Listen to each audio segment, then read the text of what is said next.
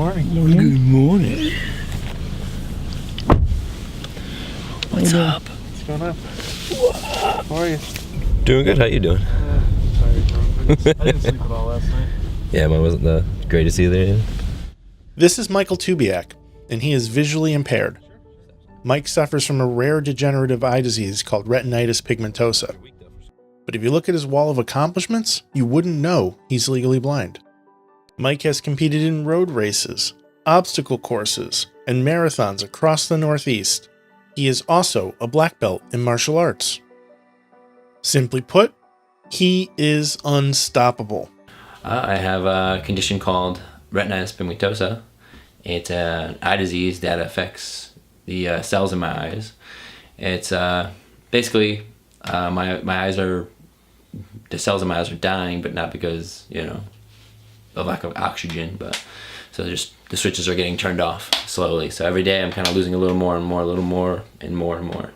This eye disease progresses in stages. Over time, Mike's vision will get worse. So it affects your night vision first, which is where mine began. And then, ultimately it affects your peripheral vision where I'm at right now. So more like tunnel vision. The effect this disease has on Mike's day-to-day life can be dangerous. Around here, around my house is easy because, I know where everything is. It's, everything is it's all about patterns and stuff like that. Like if I know where that table is and that chair is and where the, where the refrigerator and everything is, it's, I won't bump into them because I know exactly, it's like a map. I know where everything is. The moment you change anything, that's when that's when I'll start tripping into things and all that stuff. Anything's dangerous. Things that would not be dangerous to a normal person are very dangerous to me. Tripping in, tripping on something is one thing, but when you trip on something and then say you fly into, the corner of a bookshelf and, put a gash in your face or, I actually have a gash in between my eyes because I had a car door open and I saw something on the ground that I needed to get and I went down full speed to get it. And I put a car door right in the middle of my head. So these are scars I wear with pride. These scars haven't kept Michael from achieving his goals, including running the New York City Marathon. Well, I think to me the first one ever is always, to me, that was my first marathon, 2014. When I did New York City, it was one of the last things I really did by myself without needing assistance. So it was really like a kind of a turning point for me in terms of my my athleticism. I went from being more realizing really how bad my vision was, not realizing it. I mean, I always knew all these years how bad my vision was, but to me that athletic event was huge for me. Because I always said all these years, I'm gonna do one. I'm gonna run a marathon. Mike wouldn't stop at just one marathon. In fact, he's run nearly half a dozen marathons and just keeps going from there. But today, he's not running a marathon. He'll be running a 10K, and he will not be alone. This is David Alejandro. He also suffers from retinitis pigmentosa, and he's a runner. I love to compete. It's in my blood. Racing is competing. At the end of the day, it's a selfish sport if you think about it. But I got the opportunity to do it with somebody else. You understand that? Like with a group of people. That group of people is Achilles. Meet Erin Spalding. She is the president of the Connecticut chapter of Achilles International. So I oversee all the logistics and operations for the Connecticut chapter. So we have this year, our first race of the year, starting at 55 active athletes with all different types of disabilities, visually impaired, paralysis, amputees, medical conditions, the gamut. Anyone that has to adapt something, get active, get moving, set goals, that's what we're here for. And then we coordinate all the race logistics, lower those barriers, financial barriers, by covering their race registrations, through our fundraising, through grants that we write. We oversee all the volunteers, train them to run with our athletes as guides. Get that or no? I'm not running out there by myself. I'm out there with a group of people, okay, trying to spread the word. And that's what makes it unselfish. Yeah, for sure. Right, yeah, spreading a message. Listen, running is a selfish sport. Everybody knows that. It's all about you doing your personal time, you getting you passing the person. I've done it all, man. I've run with the best. Run with the best of people. Trust me when I tell you. Although David's condition is worse than Mike's, he has a ton of confidence. How you gonna run today, David? How you gonna feel? Who, me? I think you know what? I'm on fire, bro. I'm on fire. I ran yesterday with my dog. I'm more like, dial it back. He's more very outspoken. Yeah, no, you better, listen, either I'm chasing you or you're going to be chasing That's me. how, There's gonna be when we two get on there, it's like, it's a different story. Once they arrive at the race, Mike and David are surrounded by teammates. Oh, I always like to just have fun. I mean, I know David and I said, you compete and stuff like that. I do compete against myself and I sometimes shoot for a good time, but it depends really what, the day is. If I'm feeling pretty good, then I'm going to go for trying to PR, but if not, I go out there, I talk to my guide, whoever, and we just have a nice time and just enjoy, the event and stuff like that. That's it. Achilles pairs each athlete with at least one guide to help them navigate the course. Grit Rorio is responsible for these pairings. With Achilles, I am their event coordinator. So basically, I am pairing the athletes with an able-bodied guide to do a race such as a 5K, 10K, or a half marathon, or a marathon. It works out great because I get to volunteer for them, and some of these times, actually, I'm kind of like an anomaly. Sometimes I'm a guide, and sometimes I'm being guided. I'm probably the only person that does that with Achilles. It really, truly inspires myself. I have an autoimmune disease called rheumatoid arthritis, and uveitis and fibromyalgia, and my joints are slowly kind of just getting destroyed. So it's inspiring to know that other athletes that have different disabilities are still going to get it. They're doing their thing, and I know there's hope for myself to keep doing my thing. So it keeps me going at the same time. And it gives me a lot of happiness to see other people finish their own race. It's exciting to see somebody who's never done a race before do it and didn't know they could do it. Dali Cantu is a blind athlete who will be running her second race with Achilles. She'll be joined by Linda Glimpse, who will be guiding her for the very first time. I feel good about it. I enjoy being in Achilles. It helps me stay more active.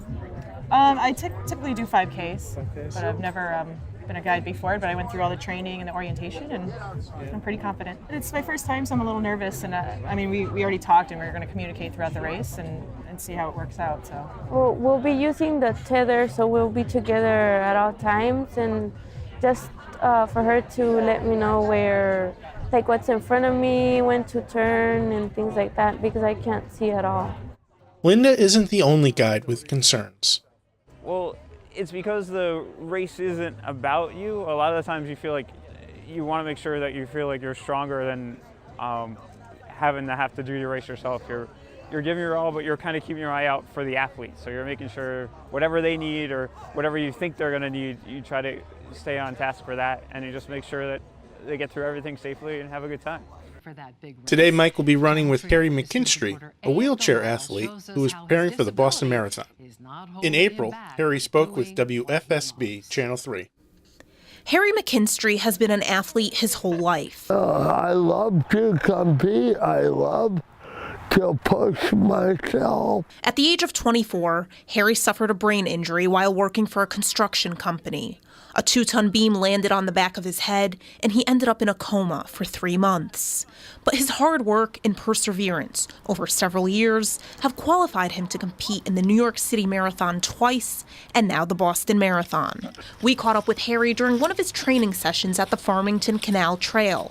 Harry, who's also a Navy vet, does all the work using his customized racing wheelchair. He pedals backwards, and his guides alert him to any dangers.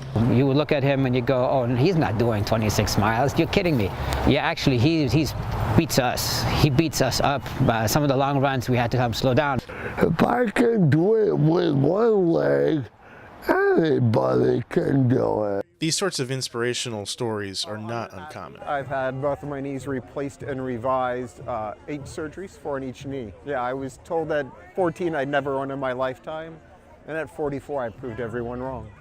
I'm actually visually impaired. I had a brain tumor operation a number of years ago in my right optic nerve, and that's why the reason why I'm blind. My optic nerves are damaged, therefore causing my blindness. Really impaired, but I'm not mobility impaired. I can run, I can bike, I can jump, I can swim, I can exercise, I can lift weights. I just can't see. So the only my guides are just my eyes. I can run just fine. It's great to be able to help people that can't run on their own, because otherwise Mike would be tripping and he would be in danger. And it also motivates me because I know I have to run a certain pace because I don't want him to have a bad race or run slow. And so really just looking out for their welfare while you're running, make sure he doesn't trip over anything.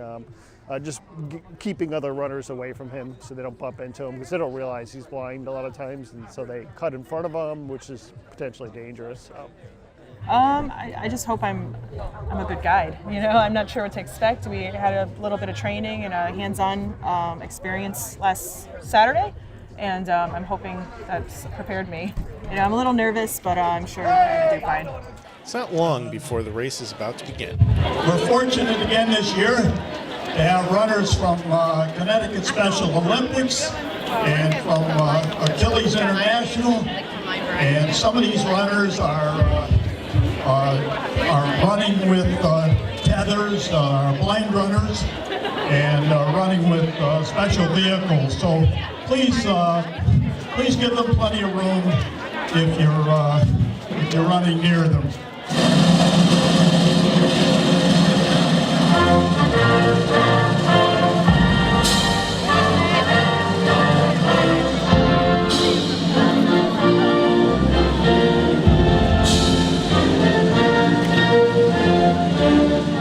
After the opening ceremonies, the wheelchair athletes begin to line up. And in just moments, the race begins. Good. Danny.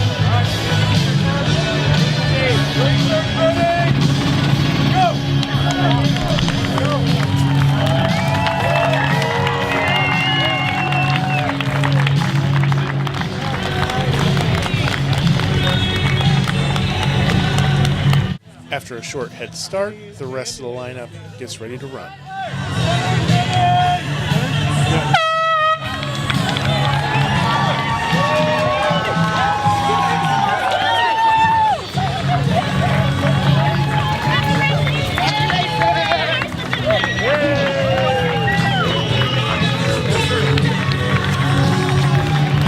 Roughly 20 minutes pass before the first runners of the 5K cross the finish line.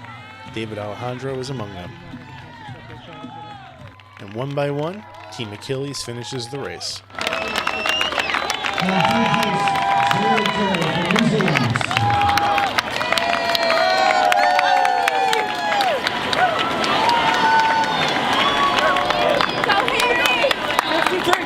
Our next category is...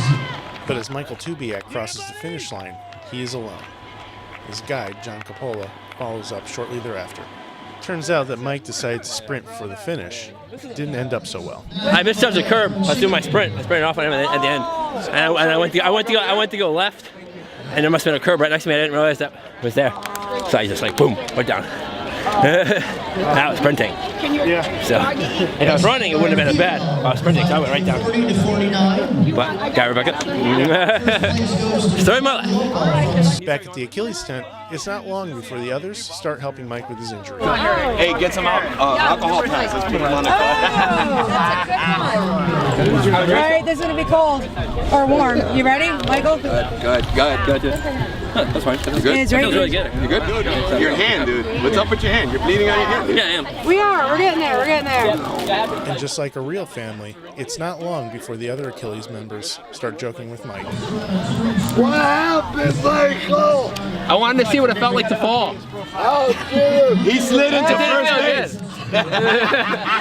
Don't do that. Oh, he was safe. I was safe though. He got right back up. Like I swear to God, like he did a cartwheel, got right back up. What was I gonna do? Right there, I was almost at the finish. I had to go saw finish and then to yourself. Well, no, at least you got up quick. It wasn't like you stayed on the ground. No. It's like I ain't got time. Well, that don't worry about. I don't want someone tripping on me either. Squid told me, he goes, hey, he fell. I was like, you fell? Did I miss you wiping out? That's how fast it happened, right? Hey, back in the house. Anything can happen here at Achilles, like literally.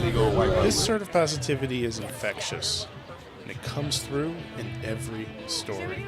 I joined because I wanted to stay more active, because I lived in Texas and I played tennis when I was in Texas. So I wanted to find something to do once I moved to New Haven.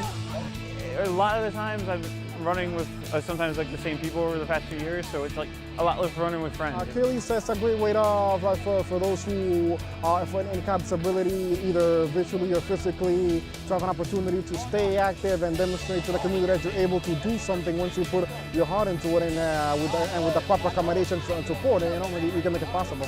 I figured it's just something positive. I mean, it's a positive experience, and seeing all these athletes do what they can do, and still, the spirit of this whole, organization is great. So it's just something I wanted to try out.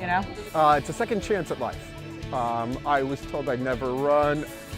Getting out and walking is one thing, but having a support network is another. And being able to get out and do it was thrilling. Family. It's like my extended family. It's my chance to continue to do things that I would normally be apprehensive about going out doing myself again. I mean, I always did 5Ks and all that kind of running events, but it's more difficult without having someone there. So it's security. It makes me feel better to know that I'll have someone there by me running the race. I'll feel safe, and I'll still be able to be me and do what I need to do. So it's a sense of security and family. Let's do a cheer, guys. Ready? Do our Go Achilles. Ready? 1, 2, 3, go! Go Achilles!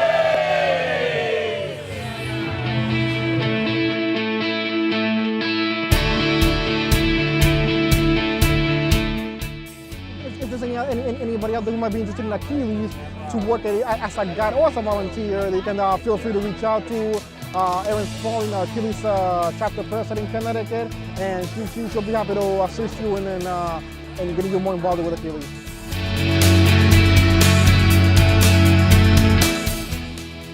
Anybody who knows anyone that, even if they're physically challenged, like you can't tell there's anything wrong with me, but so it can be any disability. So just spreading the word to get more people to join us. Join the craziness of Achilles.